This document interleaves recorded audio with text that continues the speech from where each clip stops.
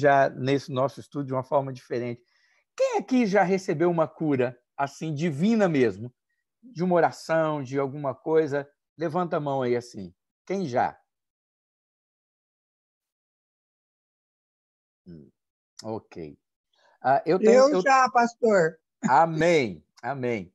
Eu tenho algumas experiências sobre isso, e tem uma que, para mim, eu posso contar o testemunho, depois quem levantou a mão aí também vai poder, se quiser, falar. Deixa eu contar uma cura divina que a gente presenciou muito forte nas nossas vidas. Essa aconteceu com Elisângela. Eu também já tive na minha vida. Uma vez eu estava com uma hérnia. Sabe o que é uma hérnia? Eu estava num seminário com uma hérnia e tinha estourado a hérnia, estava horrível. Eu sentia uma dor tenebrosa. E em um culto, a gente fazia um culto na sexta-feira à tarde, os seminaristas, e um pastor pregando, ele convidou então a gente para ir até a frente, quem tinha uma enfermidade, eu fui. E eu fui mancando, e ele orou por mim. E quando ele orou por mim, eu saí de lá sem nenhuma hérnia mais. Eu saí andando normal e nunca precisei fazer cirurgia nem nada. Foi uma cura assim automática. Mas tem um milagre que eu gosto de contar, que foi uma coisa terrível, terrível assim, no sentido de aconteceu algo terrível com Elisângela e Deus agiu de uma maneira maravilhosa. Elisângela, quando a gente estava no seminário, ela teve toxoplasmose. Ela começou a olhar para mim e falar o seguinte: eu não estou te enxergando, Elsa, eu só estou vendo o seu vulto. E, a princípio, a gente pensou que era uma coisa simples, mas, de repente, ela falou assim, olha, eu olho para você, ela tampava o olho, ela falou assim, eu olho para você com esse olho e eu não consigo ver o seu semblante, eu só consigo ver o seu contorno. E aí a gente viu que estava acontecendo uma coisa mais séria e fomos fazer um exame oftalmológico. E a gente estava no seminário nessa época. E quando ela fez o exame, o médico, de uma forma muito carinhosa, muito assim amorosa, ele virou para ela e falou assim, olha, você vai ficar cega. De uma forma assim, muito, sabe? É um irmão em Cristo esse, tá? Esse era um médico cristão. Ele virou e falou realmente, ó, você vai ficar cega e não vai ter jeito, e você vai ficar cega porque você está com toxoplasmose.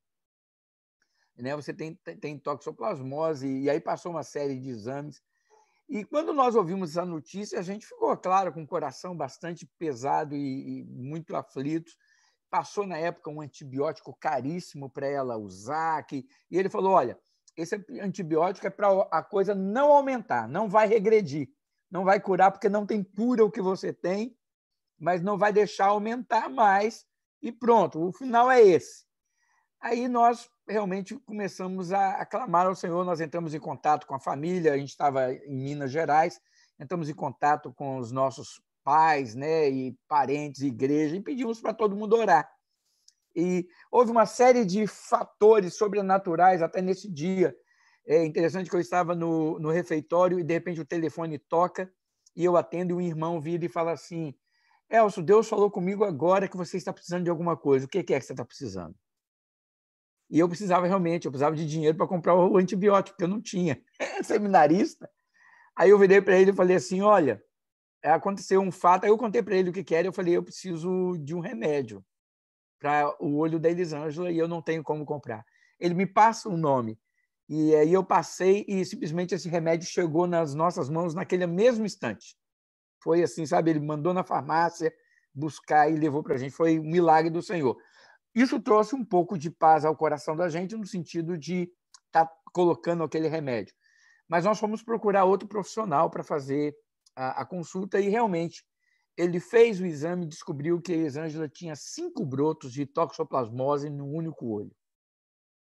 E a situação era muito séria. Era muito séria. Nisso, nós orando, aconteceu o seguinte, resumindo, minha sogra ela foi visitar uma igreja que estava sendo inaugurada. Ela pertencia, não à minha igreja, ela pertencia a uma outra igreja, e ela foi visitar essa igreja que estava inaugurando lá perto da casa dela. E ela foi assistir um culto, um pastor que vinha de fora para pregar na inauguração da igreja, né? E ela sentou lá, mas com o coração muito triste, porque a filha estava passando por tudo isso e ela já estava orando pela Elisângela. E quando terminou o culto, o pastor virou olhou na direção dela e falou assim: eu gostaria de conversar com essa irmã no final do culto. No final do culto. Aquelas coisas que Deus faz, né, onde a glória não é para homem, é para ele. E o interessante foi que todo mundo saiu e ela ficou lá. E ele chamou ela e sentou com ela e falou assim: a senhora está triste. A senhora está triste. Aí ela falou assim: eu estou triste. Aí ele falou: então Deus mandou dizer algo para a senhora. Deus mandou falar algo para a senhora. Deus mandou falar para a senhora o seguinte, que não é para a senhora ficar triste, não, que a cura da vista da sua filha ele já mandou. Nesse modelo, desse jeito. E realmente o que aconteceu foi o seguinte: quando Elisângela voltou nesse médico, nesse outro, né, que fez a consulta e descobriu que ela tinha 5 brotos de toxoplasmose no olho, quando ela voltou, a minha cunhada chegou a viajar de Vitória para Minas para ficar perto, porque, né, foi uma tensão muito grande, ela foi dar um apoio, ficar junto, estar ali presente, e ela acompanhou a Elisângela nessa consulta. E quando a Elisângela foi fazer a consulta, simplesmente, amados, todos os brotos de toxoplasmose tinham sido cicatrizados. Ela foi curada.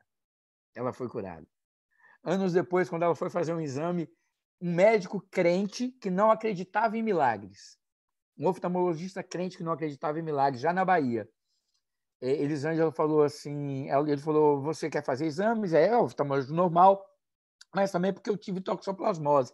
Aí ele falou assim: quem falou que você tinha toxoplasmose? Ela falou: os exames, né?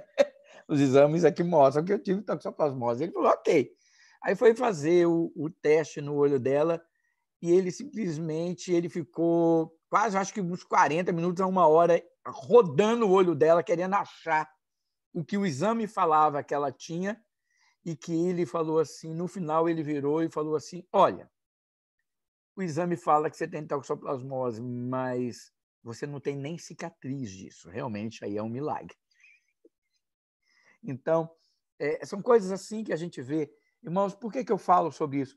Porque Deus, ele é o mesmo, ontem, hoje e vai ser sempre o mesmo. Ele opera maravilhas. Ele faz.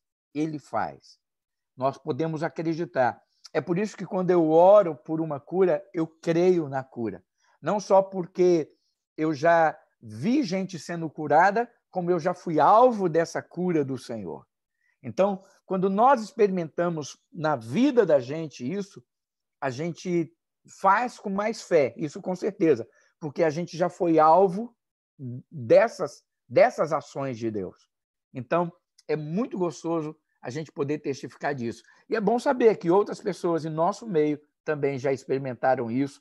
E eu queria dar esse testemunho sobre cura divina antes de nós encerrarmos, para vocês saberem o seguinte: nós não estamos falando apenas de uma teoria, viu? Tudo isso que nós estamos falando aqui sobre cura divina não é uma teoria, é real, é verdadeiro. Deus cura.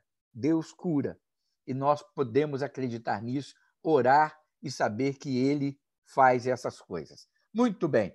Nós terminamos falando no nosso último estudo em relação à cura divina, nós terminamos falando sobre a questão da luta, da questão espiritual, a nossa luta espiritual sobre essa enfermidade, sobre a enfermidade. E eu queria só dizer o seguinte, olha só, nós não podemos, em falando da luta espiritual, nós não podemos esquecer que o diabo ele sempre vai tentar vir nos prejudicar de alguma forma, né? É por isso que lá em Tiago 4,7 diz assim, olha, portanto, submetam-se a Deus, resistam ao diabo e ele fugirá de vós. Em 1 Pedro 5,8, 9 diz assim, sejam sóbrios e vigiem. O diabo, o inimigo de vocês, anda ao redor como leão, rugindo e procurando a quem possa devorar. Resistam-lhe, permanecendo firmes na fé, sabendo que os irmãos que vocês têm em todo o mundo estão passando pelos mesmos sofrimentos. Efésios 6,12 diz, pois a nossa luta não é contra pessoas, mas contra poderes e autoridades, contra os dominadores deste mundo de trevas, contra as forças espirituais do mal nas regiões celestiais. Em Efésios 6,16 diz que nós podemos, com o escudo da fé, apagar os dardos do maligno. Apagar os dardos do maligno. Por que eu estou falando sobre tudo isso?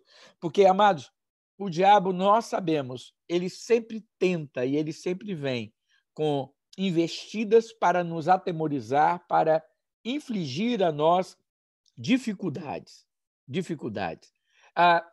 Quer ver uma coisa? O diabo pode ler pensamento? Ele pode ouvir os nossos pensamentos, saber os nossos pensamentos? Não. Não pode. Não pode. Onisciência é um atributo somente de Deus. Onisciência é um atributo somente de Deus. Existem atributos naturais de Deus, que nós chamamos de naturais. Quais são os atributos naturais de Deus? Imutabilidade de ser, eternidade, né? Ele não foi criado. O diabo foi criado porque ele era um anjo. Então, ele é eterno. Ele é onipotente, onipresente e onisciente. Ele está presente em toda a terra, ele tem todo o poder e ele conhece todas as coisas. Ele sabe todas as coisas. O diabo não. O diabo ele não é nem onipresente, nem onipotente, nem onisciente, nem é imutável, nem é eterno, e outros atributos mais que pertencem somente a Deus. Mas o diabo, por exemplo, o diabo ele não conhece pensamentos. Ele não sabe pensamentos. Isso é uma verdade bíblica. Onisciente somente Deus. É por isso que nós podemos fazer orações silenciosas e Deus ouve. Eu não preciso elevar a voz para orar. Se eu orar silenciosamente, Deus ouve. A Bíblia fala no Salmo 139, antes que a palavra venha à tua boca, eu já a sei. Ou seja, antes de eu falar, eu pensei, antes de eu falar, Deus já sabe o que vai. Está lá no Salmo 139, a gente vê essa descrição, entre tantas outras coisas. E o diabo não. O diabo ele não tem esse poder. Agora, não parece, às vezes, que o diabo fica lançando coisa dentro da cabeça da gente? Não fica essa ideia? Não fica. A gente, olha só, a gente sabe que ele não tem poder para ler os pensamentos, ele apenas sabe o que a gente fala. Os demônios só ouvem o que a gente fala, o que a gente expressa verbalmente, não o que a gente pensa. Agora, não parece que às vezes o diabo fica jogando coisa dentro da cabeça da gente? Pensamentos, essas coisas todas? E, na verdade, não é. Na verdade, não é. São circunstâncias que são criadas, e aí ele tem esse poder, os demônios têm esse poder de criarem circunstâncias que nos fazem pensar. Que nos fazem pensar. E aí parece que é ele que está jogando ou fazendo. O que ele faz, ele cria situações que nos fazem ver e nos despertam pensamentos para aquilo. E por que eu estou falando isso? Porque em termos de luta, em termos de aplicação, em termos de enfermidade, às vezes o diabo ele tenta nos atemorizar e criar em nós o pânico, o medo, para que sintamos aquilo, e isso traz reflexo até sobre o nosso corpo. Até sobre o nosso corpo. Então, quando a gente fala sobre essa questão de pensamentos, veja bem, nós não estamos falando aqui de uma possessão demoníaca, tá? A possessão demoníaca é um outro aspecto de ação do diabo dominar a pessoa e a mente da pessoa. Aí é uma outra situação. O que eu estou falando é do contexto geral, onde você está aqui. Por exemplo, o diabo pode estar tentando fazer um monte de coisa, mas ele não lê o meu pensamento. O meu pensamento só Deus sabe, só Deus conhece, né? Então, isso é muito importante. E a gente tem que entender o seguinte, ele anda ao derredor tentando nos atacar. E ele sempre tenta os pontos mais fracos. E aí, irmãos, nós temos que ter e saber de uma coisa. O diabo ele vai tentar atacar o nosso corpo? Sim. Ele vai tentar atacar a nossa alma? Sim. E ele pode tentar atacar o nosso espírito? Também.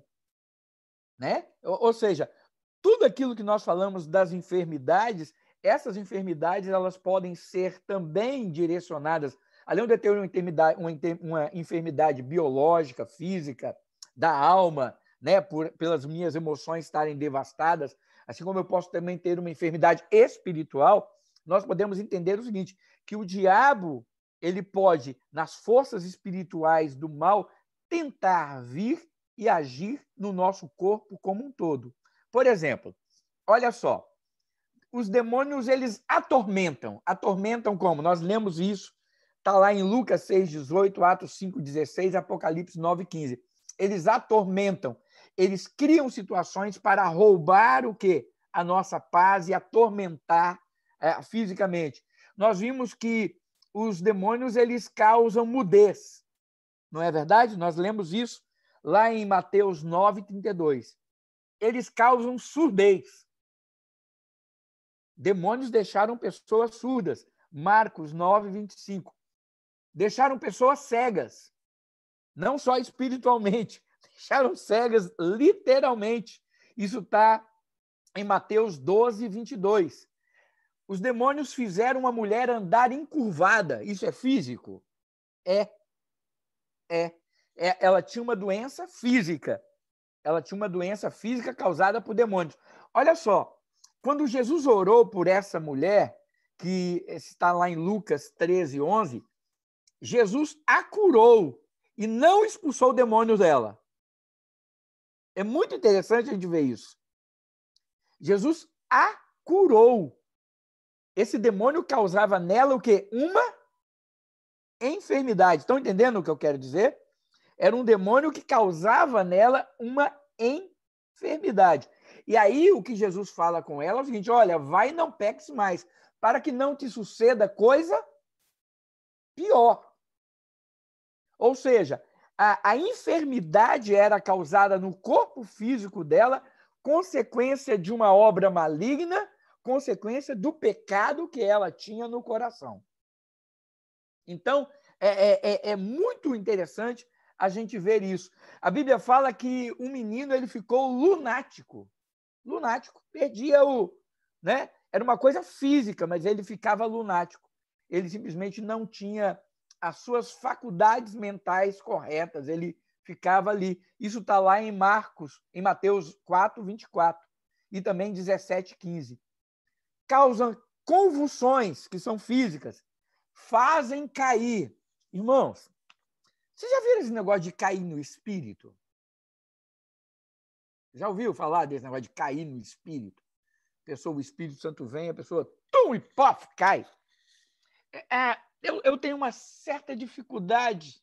Eu não gosto de limitar o espírito, mas eu tenho uma certa dificuldade em entender isso. Tenho mesmo. Eu tenho uma certa dificuldade. Toda vez que eu vi pessoas caindo endemoniadas. É verdade.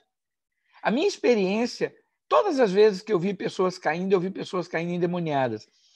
E a pessoa cair, falar assim, eu caí, eu não tinha controle. Primeiro, irmãos, é o seguinte, o espírito nunca toma posse de ninguém.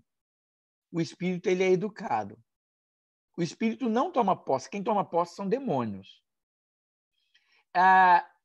E a Bíblia fala que eu tenho que prestar a Deus um culto racional. E o culto racional envolve também o meu corpo físico.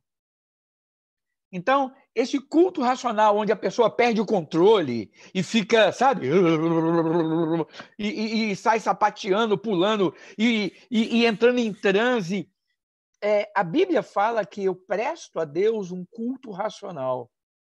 O culto racional quer dizer o seguinte, é que eu tenho controle. Veja bem, eu não quero dizer que você não possa vibrar, eu não quero dizer que você não possa pular, não é nada disso, por favor, entenda. Eu não quero dizer que você não possa dançar, se alegrar no Senhor, né?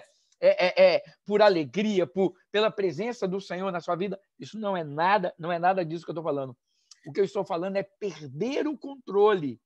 É perder o controle e, de repente, simplesmente as pessoas falam que eu não sabia nem o que eu estava fazendo. Eu não podia parar de fazer. Peraí. Como que eu não posso parar de fazer alguma coisa?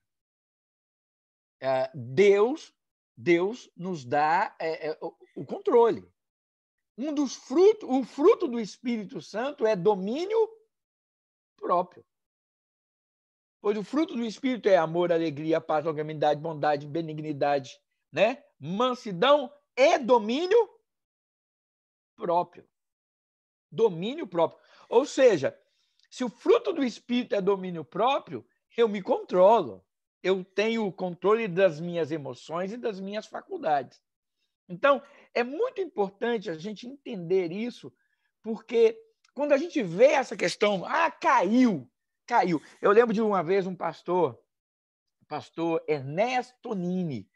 Ele foi um dos ícones da renovação na década de 60, mas um pastor muito, muito consciente. Um homem assim, sabe, que viveu a vida no Evangelho, uma vida no Evangelho. E aí perguntaram para ele assim, pastor, o que você acha desse negócio de cair no espírito? Eu achei a resposta dele muito, muito sábia, assim, né? Um homem de mais de 90 anos, né? Ele virou e falou assim, olha, meu irmão, cair no espírito é fácil, eu quero ver levantar e andar em pé no espírito. É isso que eu quero ver acontecer. Cair, ele falou assim, cair no espírito, a pessoa caiu, tá, e aí? O que eu quero ver é a pessoa levantar e andar no espírito, viver no espírito. É isso que eu quero ver, né? Então, por que eu estou falando sobre isso? Porque a Bíblia mostra aqui em Marcos 9:20 que fazem as pessoas cair. Se apoderam de pessoas atirando-as por terra. Está em Lucas 9:39. Então, a gente tem que ter muito cuidado com isso. A gente tem que ter muito cuidado com essas coisas. Então, irmãos, os demônios atacam os corpos. A gente tem que entender que isso pode acontecer. Ele também ataca a alma. Olha só, lembra que nós falamos sobre depressão? Depressão. A depressão é uma doença biológica da alma? É. Mas ela também pode ser causada por espíritos? Pode. Lembra que eu falei logo no começo, quando a gente começou a falar sobre esse assunto, que uma das coisas que a gente precisa ter é discernimento? Discernimento. É por isso que a Bíblia fala que nós devemos ter discernimentos de espíritos. A Bíblia fala, é esse o termo, discernimentos de espíritos, para saber o que está acontecendo. O grande problema dos crentes é que toda depressão ele quer falar que é demônio. Não é, irmãos, não é. Eu ouso dizer que a maioria das depressões são doenças, são enfermidades emocionais. Agora, existem pessoas que são depressivas por uma questão demoníaca? Sim, sim. Apocalipse 9:6 diz assim, naqueles dias, os homens procurarão a morte, mas não a encontrarão. Desejarão morrer, mas a morte fugirá deles. As pessoas elas vão entrar em depressão a ponto de desejarem a morte. Isso lá no final do tempo. No final, lá em Apocalipse, está dizendo isso. Então, existem muitas pessoas que podem ser levadas à depressão por uma questão espiritual? Sim, podem. Agora, não podemos trabalhar nisso e simplesmente dizer quando uma pessoa está deprimida, isso é falta de fé. Isso é um problema. Não, irmãos. A gente já está jogando uma pessoa que está emocionalmente abalada, enfrentando dificuldades, a gente está jogando uma culpa que ela não tem. Jó ficou deprimido. E ele não tinha problema nenhum espiritual. Elias entrou em depressão. Elias entrou em depressão a ponto de pedir a morte. Ele entrou em depressão e foi para dentro de uma caverna. Não é assim que a pessoa deprimida fica? Quer ficar reclusa, sozinha? Ele, depois de ter feito um grande milagre e ter sido usado por Deus, Elias entrou em depressão. Foi para dentro de um lugar escuro e quando Deus foi falar com ele, ele falou assim, eu não sou melhor do que os meus pais, eu podia morrer. Ele fala, eu não sou nem melhor do que os meus pais, eu podia morrer. Ele desejou a morte. Ele teve todos os sintomas, o caminho da depressão, lá teve Elias, trancado no escuro, no fundo de uma caverna, não querendo ver ninguém. Olha só como é que ele ficou. Profeta do Senhor? Sim, um grande profeta do Senhor.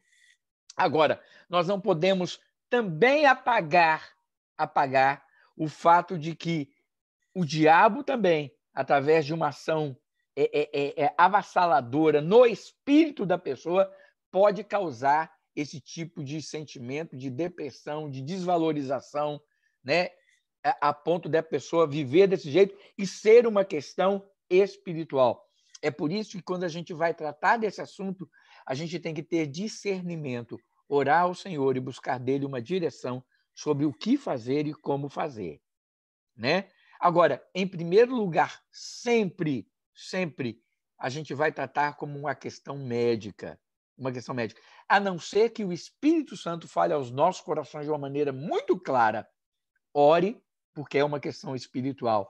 E mesmo sendo uma questão espiritual, irmãos, a gente tem que saber como a gente ora por essa pessoa. A gente não deve chegar para ela e falar, isso é um demônio. Não faz isso. Se Deus falou com você que é uma questão espiritual, ore, repreenda na autoridade do nome de Jesus, sem expor, sem machucar, sem ofender, sem diminuir, sem causar danos àquela pessoa. Porque, querendo ou não, sendo algo espiritual na vida dela, isso já está machucando, já está atingindo ela de uma maneira muito cruel. Então, a gente tem que ter muito amor e muito cuidado quando a gente trata desses assuntos. Entendeu? Então, isso é muito importante a gente ver. Olha só, autoflagelamento. Já ouviram pessoas... Hoje, não sei se vocês acompanham isso, mas existe um costume muito grande hoje das pessoas se automutilarem. É uma questão até da depressão, né? As pessoas se automutilam. A Bíblia fala que, em Marcos 5:5, né, diz assim, noite e dia ele andava gritando e cortando-se com pedra entre os sepulcros e nas colinas. Não sei se vocês acompanham os movimentos góticos. Já ouviram falar dos movimentos góticos? Os góticos, eles vão muito para cemitérios e também fazem cortes no corpo. É uma descrição quase aqui do que acontecia com o endemoniado gadareno. É interessante isso. Geralmente, os góticos, não generalizando, por favor, entendam, mas muitas pessoas góticas, elas se infiltram e começam a participar de satanismos. Elas se tornam pessoas dadas à prática do satanismo. E essas pessoas, elas gostam de lugares mórbidos, elas querem viver em cemitérios, dormir em cemitérios, se autoflagelar, sabe? Isso é uma ação do diabo também no corpo, na alma da pessoa, a ponto dela fazer isso. Agora, tem uma coisa que, para a gente encerrar essa parte, que me chama muito a atenção, é que a Bíblia fala que os demônios, eles agem na vida das pessoas e trazendo um peso muito grande, que é como uma enfermidade. Olha só, chama-se abstinência e legalismo. Lá em 1 Timóteo 4, 1-5, diz assim, o Espírito diz claramente que nos últimos tempos alguns abandonarão a fé e seguirão espíritos enganadores e doutrinas de demônios. Tais ensinamentos vêm de homens hipócritas e mentirosos que têm a consciência cauterizada e proíbem o casamento, o consumo de alimentos que Deus criou para serem recebidos com ações de graças pelos que creem e conhecem a verdade. Pois tudo que Deus criou é bom e nada deve ser rejeitado se for recebido com ações de graças, pois é santificado pela palavra de Deus e pela oração. As pessoas, elas vivem uma vida tão amarguradas na sua alma. Eu não sei se vocês já perceberam, pessoas de igrejas extremamente legalistas. Conhecem igrejas legalistas? Igrejas que proíbem tudo. Igrejas que proíbem... para vocês terem uma ideia, tem igreja que proíbe rir. É verdade. Tem igreja que proíbe rir. Tem igreja que você não pode manifestar tipo de alegria ou nada efusente. A gente fazendo fantoche, não tem esse negócio de fantoche? Eu trabalhei num grupo onde a gente fazia fantoche, chama-se Louvarte. A gente estava numa igreja e a gente fazendo fantoche, aí a gente contava uma piada, a gente sempre conta piada. Essa igreja, ela era tão espiritual que quando você contava a piada, os irmãos não riam. Eles falavam assim, glória a Deus. Aí você contava uma piada, ao invés deles rirem, eles falavam, Amém, Jesus. Porque era como se você não pudesse rir, sabe? Eu, com esse meu jeito, assim, eu gosto de contar piada, gosto de contar as coisas engraçadas. Eu já passei dificuldade com isso, porque o pessoal acha que às vezes é pecado isso. É pecado isso. Teve uma vez um pastor falou que eu era pecador porque eu falava alto. E eu não falava tão mansamente, né? Essas coisas, eu já ouvi muitas coisas, irmão. Vocês não sabem o que a gente passa por aí. Mas o que eu quero dizer aqui é o seguinte, olha, às vezes a Bíblia fala que nos últimos tempos abandonarão e seguirão espíritos enganadores, que vão dar doutrinas onde prevê abstinência. As pessoas elas começam a se abster de tantas coisas e isso traz até fraqueza física e emocional. O legalismo traz uma fraqueza emocional. A pessoa fica sujeita a ordens, a manipulações que fazem mal para a sua alma. Ela é manipulável, ela não tem forças, ela não consegue sair daquilo. É como a gente vê hoje essa questão da... como é que a gente fala? Dessa... ai, gente, fugiu o termo aqui agora. Dessa questão de moral. Como é que a gente fala? Assédio moral. Assédio moral.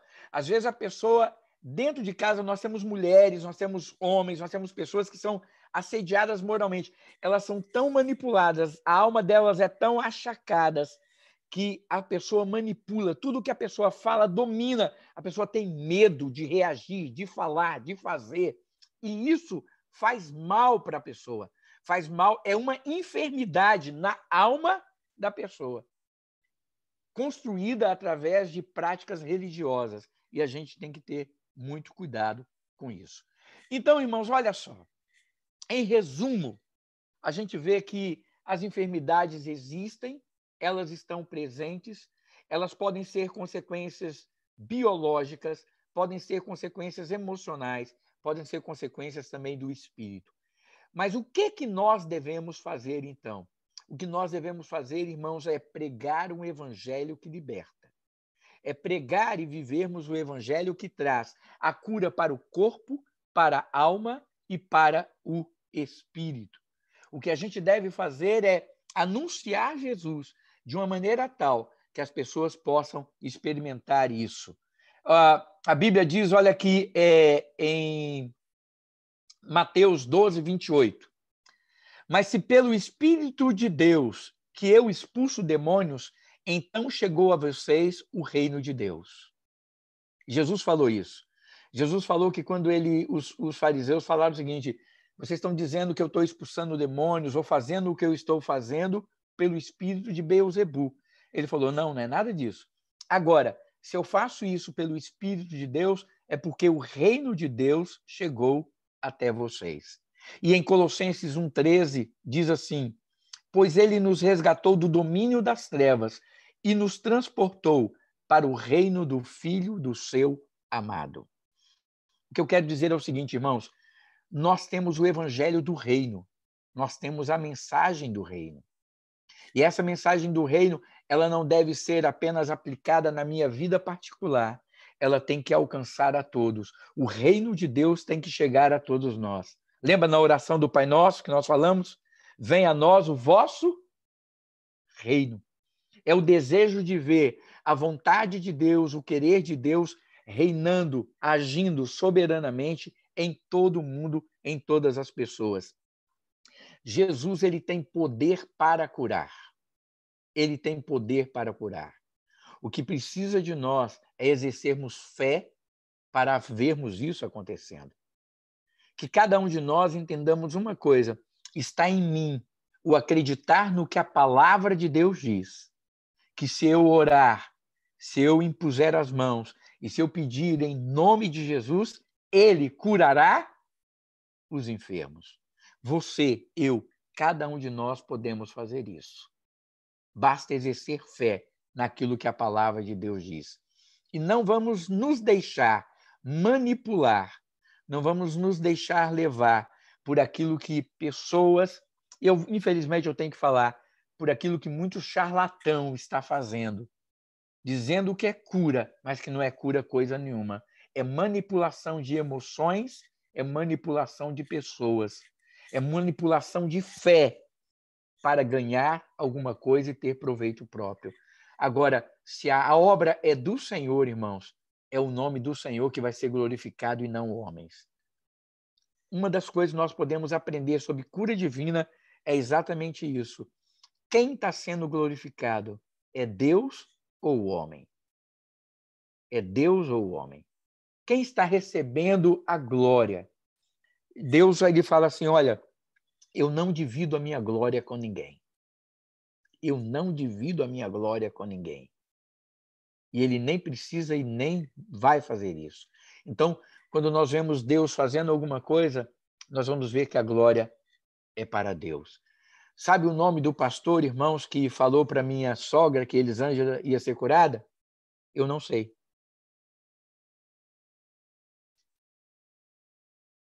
Eu não sei. Eu não sei o nome dele.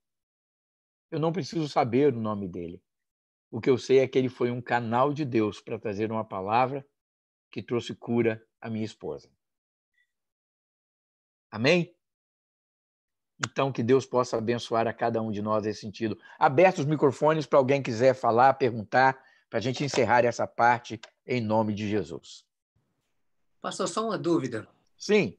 Na verdade, você explicou perfeitamente sobre que o inimigo dificilmente, não dificilmente, que não consegue ler o que a gente pensa, os nossos pensamentos. Sim. Mas, e só para eu entender, por exemplo, a nossa fraqueza humana, nossa fraqueza espiritual, esse é um caminho para o inimigo agir? Porque você falou das circunstâncias perfeitamente, faz bastante sentido, mas quando a gente ora, a gente pede proteção espiritual, a gente pede proteção para que o inimigo não venha nos afetar. Então, quando a gente se sente enfraquecido espiritualmente, seria nesse momento que talvez o inimigo possa tentar projetar algo na sua mente, faz que algo na sua vida possa vir fazer alguma coisa, talvez. Olha só, a Bíblia fala, nós somos o resultado, Marciano, daquilo que a gente pensa. Essa é a verdade. Nós somos o resultado daquilo que a gente pensa. É por isso que Paulo ele é muito enfático em dizer isso. Olha, e não vos conformeis com este século, mas transformai-vos pela renovação da vossa mente. Tudo aquilo que é bom, agradável, puro, se algum louvor existe, se alguma virtude traz, seja isso que ocupe o vosso pensamento. Paulo ele fala, olha, eu ouço todas as coisas, eu vejo todas as coisas, eu retenho o que é bom, o que não é bom, eu jogo fora. Então, na verdade, Marciano, aquilo que está ao nosso redor nos influencia nesse sentido. Nós vamos absorvendo, nós vamos vendo e vamos absorvendo. Por que nós precisamos nos alimentar da palavra? Para termos forças para rejeitar, para resistir às investidas de Satanás, o quê? Porque a gente é tentado por pensamentos que já foram colocados ali devido a tantas coisas. Por exemplo, quando eu fico vendo uma TV, só um exemplo, tá? Eu fico vendo uma imagem na TV e essa imagem é uma imagem pornográfica, essa ideia vai ficar onde? Incutida onde? Na minha mente. Então, quando eu sou tentado, eu estou enfraquecido, a minha mente faz o quê? Volta a isso. Aí eu sou tentado. Aí a gente fala, nossa, o diabo está jogando um pensamento na minha mente. Não. Ele já criou o ambiente, ele já criou todo um estado em que aquilo já ficou guardado em mim. Entendeu a ideia? Então, nesse sentido, sim, a gente tem que pedir a guardar dos nossos corações. Eu gosto muito, eu sempre faço uma oração ao Senhor quando eu sou tentado. Seja ela a tentação que for. Eu faço uma oração que está na Bíblia, que é assim, Senhor, leve cativo os meus pensamentos. Leve cativo os meus pensamentos. Por quê? Porque eu é que não tenho que ficar pensando naquilo. Porque o diabo já criou todas as circunstâncias. Por exemplo, aí você fala, o diabo, cada um de nós é tentado segundo a nossa própria cobiça, os meus desejos. Aquilo que eu desejo muito é onde eu vou ser tentado. Então, o diabo sabe qual é a minha cobiça? Sabe.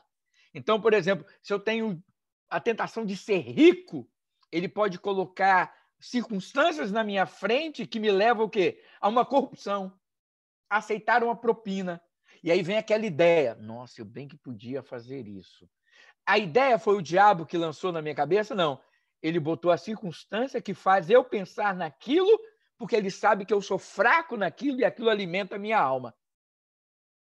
Deu para entender? Então é nesse sentido. Agora, ele não consegue nem entrar, nem penetrar em nossos pensamentos. Essa é a nossa vantagem. Essa é a nossa vantagem. E é por isso que tem aquela passagem de Martim Lutero com o diabo que eu gosto muito. Martim Lutero estava deitado, segundo a história, né? Ele estava deitado e o diabo vem e cutuca ele. O diabo vem e cutuca ele. Aí ele olha assim para o diabo e fala, ah, é você? Vira para o lado e vai dormir. Oh. Tipo, você vai estar aí, vai tentar fazer, mas aquele que está comigo é muito maior e eu estou tranquilo. Então, o diabo vem em cima dele, né? Aí ele fala, ah, é você? Vira para o lado e dorme. Por quê? Porque ele sabe quem era o seu Senhor. Ok? Mais alguém quer falar alguma coisa? Jaqueline. Eu tenho uma dúvida. Quando a palavra diz que o inimigo anda ao nosso derredor, né, como um leão e tal, fugindo como leão, quando a gente está em oração, quando eu entro no meu quarto, fecho a porta do meu quarto e vou orar, ele escuta o que eu falo, ele tem esse poder, assim, espiritual para poder ouvir o que eu estou falando com Deus ali naquele momento, ou até no dia a dia, que a gente, né, às vezes eu estou conversando com Deus, eu até converso meio alto e tal. Eu não entendo, assim, muito bem sobre isso, porque ele também, assim, se ele ouve, ele também pode usar o que a gente fala, né, a gente sabe que a nossa língua tem poder, né, às vezes a gente fala coisas também que não deve, e depois ele pode usar disso contra a gente mesmo. Veja bem, eu tenho um problema muito sério com essa frase, há poder nas nossas palavras. Para mim não há poder nenhum na minha palavra. Poder só na palavra de Deus. Tá, e quando tu fala que a nossa língua, né, a palavra diz que a nossa língua, pode matar. Ela não está falando da língua sentido figurado, né, assim, aliás, literal. Quando a Bíblia fala, Provérbios fala, e na nossa língua está o Tiago fala. Tiago também fala sobre isso, que o sábio é aquele homem que domina. Por quê? Porque o poder da palavra machuca, mata. Você não precisa assassinar alguém. Eu mesmo fiz uma professora infartar simplesmente falando. Foi aonde começou a minha conversão. Um dia eu conto isso, não é o critério aqui agora. Mas o poder da palavra nesse sentido está em machucar tanto que você pode matar uma pessoa. Uma palavra maldita pode levar uma pessoa a ficar com complexo, não pode? Pode. Então eu tenho poder na minha palavra. Não, o poder não é na palavra. Ah. O poder não é na palavra. Não é a minha palavra que tem poder para fazer isso. A minha palavra pode machucar nesse sentido. Então, o poder está nesse sentido. Não tem poder espiritual. Isso, não tem poder nenhum espiritual. Uhum. Ele tem um efeito. A palavra dita no tempo certo é cura. Tá lá no Provérbios. É como uma maçã. A palavra mal falada pode trazer morte. Em que sentido? Que vai ferir tanto aquela pessoa que aquela pessoa vai ficar ressentida e aquilo vai causar um dano nela. Entendeu? Agora, mesma coisa, a pessoa pode falar uma coisa comigo e eu não levar em consideração, não é? A mesma palavra que a pessoa fala para você e para mim pode te machucar, pode não me machucar. Então, quer dizer, não é aquela palavra que tem o poder. É o efeito dela em mim é que causa isso ou não. E aí a gente vai ver. Então, essa coisa de olha, há poder na sua palavra. Não tem poder nenhum na minha palavra. A minha palavra, por isso, é lógico, eu tenho que ter sabedoria com o que eu falo. Eu tenho que ter sabedoria ao falar. Mas aí vamos lá pegar a questão da oração. Quando eu estou orando, é claro que a gente pensa em um mundo espiritual. A Bíblia fala que nós estamos envolvidos no mundo espiritual. Então, é lógico que se eu oro, esse mundo espiritual ouve isso. Se eu oro em voz alta, ele ouve isso. Aí você fala, vou orar só em voz baixa. Não, ore em voz alta, sem problema nenhum. Porque a gente não tem que ter medo do que o diabo vai ouvir. Sim. Eu não tenho que ter medo do que o diabo vai ouvir. Né? Porque, por exemplo, se ele ouve a minha oração buscando a Deus, ele está vendo que eu estou dependendo do Senhor. Se ele ouve a minha confissão de pecado, ele vê que eu estou arrependido. Se ele ouve... Você entendeu? Então, não há problema em nós orarmos em voz alta. Agora, que o mundo espiritual ouve isso? Ouve. O que é o batismo? O batismo é uma declaração de fé que ela repercute tanto no mundo visível como no mundo espiritual. Uhum. É por isso que o batismo é uma coisa muito importante. Porque quando eu estou me batizando, eu estou dizendo para as pessoas que estão vendo, olha, eu agora pertenço a Jesus. Eu estou dando um testemunho de que eu aceitei a Jesus como meu Salvador e eu pertenço a Ele. E eu estou dizendo no mundo espiritual, eu morri para o pecado e eu estou ressurgindo como uma nova criatura em Cristo Jesus. Isso traz um respaldo espiritual também? Tem um efeito espiritual? Tem uma repercussão espiritual. A gente não pode separar a minha vida secular e a minha vida espiritual. Isso não existe, irmão. Claro. Crente é crente. Tudo que eu faço é espiritual.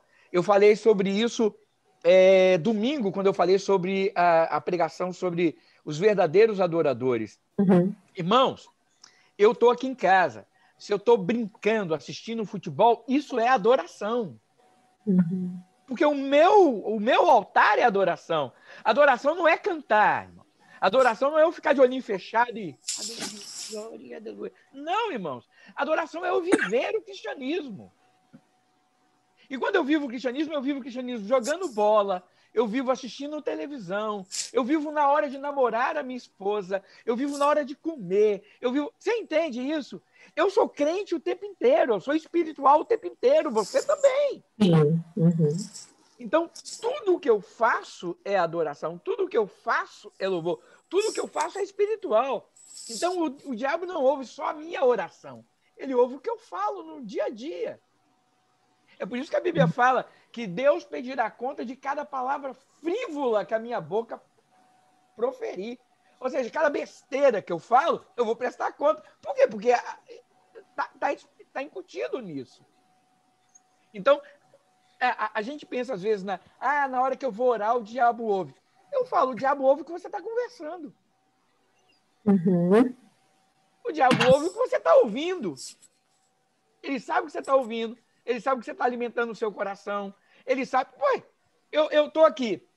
Eu não vou orar isso não, porque o diabo vai ouvir. Tá, mas aí eu chego ali com o Hudson, e aí eu começo a conversar uma coisa promíscua, uma coisa de baixo calão, uma pornografia, Ué, eu não estou orando, mas eu estou falando com o Hudson aquilo. Então o diabo não está ouvindo isso? Nesse sentido, então a gente tem que tomar muito cuidado quando a gente ora e pede um direcionamento de Deus. Às vezes, ele pode, então, criar situações para confundir a nossa mente e a gente achar que é uma resposta de Deus. Olha, Mas é claro que tem também intimidade com Deus. Eu entendo perfeitamente isso, mas tem muita gente que não entende. Eu acho que Pastor, o que está acontecendo com o microfone dela? Nossa, mas está um... Tá dando eco. Mas eu estou conseguindo ouvir, mas está dando um ecozinho. Um eco. Eu vou deixar mudo aqui. É quando você fala, parece que estourou o microfone. Assim, mas olha só. É claro que quando a gente ora ao Senhor, buscando a direção do Senhor, a gente tem que estar atento. Irmãos, quando nós pedimos uma resposta de Deus, 3 coisas podem acontecer. A minha carne pode falar, ou seja, eu mesmo, as minhas emoções. O diabo pode falar ou Deus pode falar. Essas 3 vozes nós podemos ouvir. O que eu tenho que saber é discernir o que é Deus e o que não é. O que sou eu e o que não é. E o que é o diabo e o que não é. E como é que a gente faz isso? Palavra, irmãos. Palavra. Palavra. A gente tem que viver na palavra. A gente tem que ser orientado pela palavra. A palavra... Luz para os meus pés e lâmpada para os meus caminhos. Aquele que anda na palavra, irmãos, não vai ser enganado. Aquele que vive pela palavra não vai ser iludido. Ele vai saber o que é. Eis a razão. Oséias fala, o meu povo perece por não conhecer a minha palavra. Ou seja, o grande problema hoje, será que é Deus ou não é? Espera aí, querido. Será que é Deus ou não é? Você tem que saber. Olha, eu como pastor, eu nunca vou dizer para você se é Deus ou não é. Quem tem que saber disso é você. É o seu relacionamento com Deus. Deus está falando com você. É a minha responsabilidade pessoal saber se é Deus ou não é. Entendeu? Por quê? Pode ser minhas emoções? Podem. Pode ser o inimigo? Pode. Pode. Eu já vi o diabo usar pessoas para falar. Eu já vi. Irmãos, uma vez a gente estava em um culto. Uma pessoa começou com uma oração em línguas. Ele falou, não, estou falando da oração em línguas, não existe, não. Uma pessoa começou com uma oração em línguas. Na mesma hora, Deus falou comigo, é um demônio. Eu só virei para a pessoa e falei, sai em nome de Jesus. A pessoa que eu possessa. Naquele momento era um demônio. Então, irmãos, a gente tem que ter discernimento. A gente tem que saber. Então, por exemplo, quando eu peço a Deus, eu não tenho medo de pedir, Senhor, me orienta, Senhor, me orienta. Primeiro porque eu acredito que o Senhor é quem vai falar comigo. Sim. Uma vez eu estava num culto, só para a gente encerrar, porque a gente vai ter que orar. Uma vez eu estava num culto onde um pastor ele começou a falar, em 40 minutos de culto, ele pediu oferta 5 vezes. 5 vezes. E aí, no final da última vez, quando ele virou, falou o seguinte, olha, vocês vão pegar esse envelope agora e vocês vão botar mais uma oferta. Eu falei, misericórdia, mais uma oferta? Aí ele falou assim, e eu não quero, hein? Eu não quero o diabo aqui no meu ouvido falando, fulano não quer que eu faça isso porque não deu oferta. Fulano não faz isso porque eu não dei oferta. Fulano não quer que... Aí quando ele falou isso, eu levantei e fui embora. Primeiro porque é o seguinte, eu não quero ouvir o sermão de um homem que é tão íntimo do diabo que o diabo fala no ouvido dele. Sério. Eu não quero. Eu falei, não, aí não. Aí para mim deu. Levantei e fui embora dessa igreja. Eu falei, não, eu não ouvi um sermão desse, não. Um sermão onde o pastor fica, o diabo fala no ouvido dele e ele diz o que... Peraí, ué. Irmãos, quem tem que falar comigo é o Espírito, não é diabo, não. O Senhor está comigo. O diabo não, o diabo está longe. O diabo fica falando comigo, ele sai dessa vida. Quem fala comigo é o Senhor. Entendeu? Então, nesse sentido, viu, Jaque, é que a gente não precisa... Olha, eu não tenho medo de proferir nada em voz alta. Sim, eu também não. Por quê? Eu tenho a segurança que as minhas palavras estão em Deus, né? Isso. A minha consciência, a minha intimidade é o Senhor. Exatamente, é com o Senhor. Então, eu falo com o Senhor sabendo que Ele me ouve. Então, tem oração que eu faço em silenciosa? Claro que tem oração que eu faço silenciosa quando permite, quando é o necessário. Mas tem oração que eu faço em voz alta sem problema nenhum. E a gente repreende o diabo em voz alta. Em nome de Jesus, ele não vai ter poder. Pronto. E aí? Então, é por aí. Amém, irmãos? Gente, passou do nosso horário, né? Vamos orar encerrando. Eu vou só fazer uma oração encerrando esse